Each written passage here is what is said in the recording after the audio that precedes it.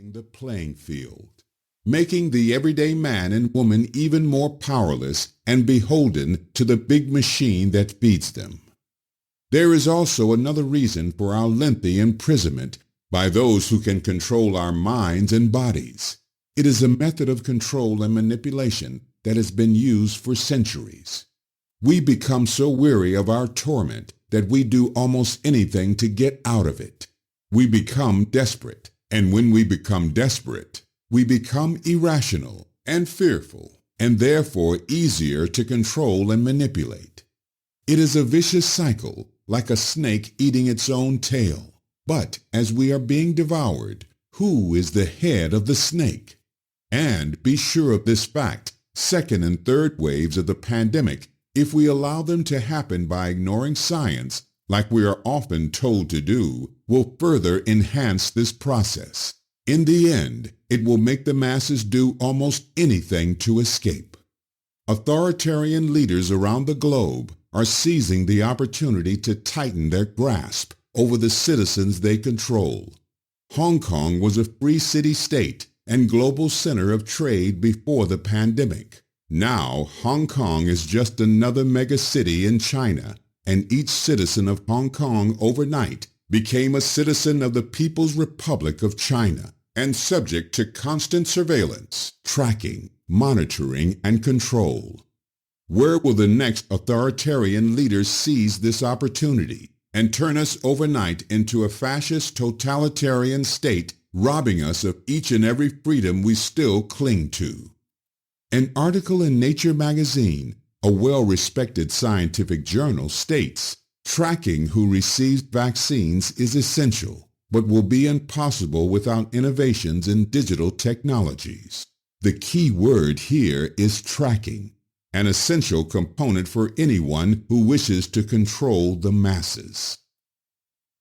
Even the Nazis in the Second World War used tracking technology to know the whereabouts and movements of Jews.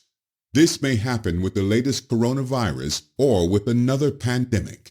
Either way, we are being softened up right now. Indeed, there is talk of future pandemics on the horizon, including H1N1 flu pandemics. As it stands, we are virtually broken after only a few months of lockdown. Most people are 2 weeks away from certain economic doom. If the world stopped, the food supplies would be depleted in 3 days. Then what? For those who don't have gold, greenbacks, or warehouse of necessities, they will be living in an apocalyptic zombie film in real time.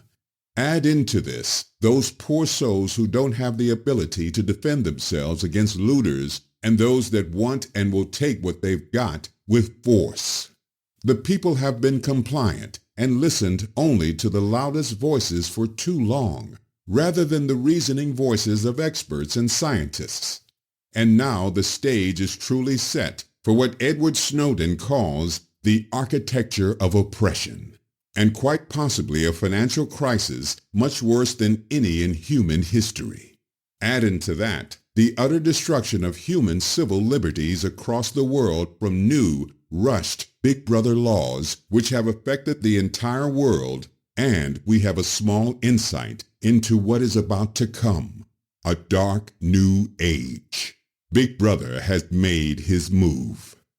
The coronavirus pandemic and its ramifications are immense, but they are just a test of the power of control, both financial and physical, of the human species on planet Earth. Our incomes decimated and our freedoms eroded. We will be paying our masters for their experiment for a very long time. They have nothing to lose in the long term because we will pay them back with our labor, working for wages that can't support us, so we can't afford good education for our children, and they will be worse off than we are, just like we are worse off than our parents were, living in a more polluted world, working for less money, fewer jobs, and people being publicly rude to each other in ways the greatest generation would never have tolerated.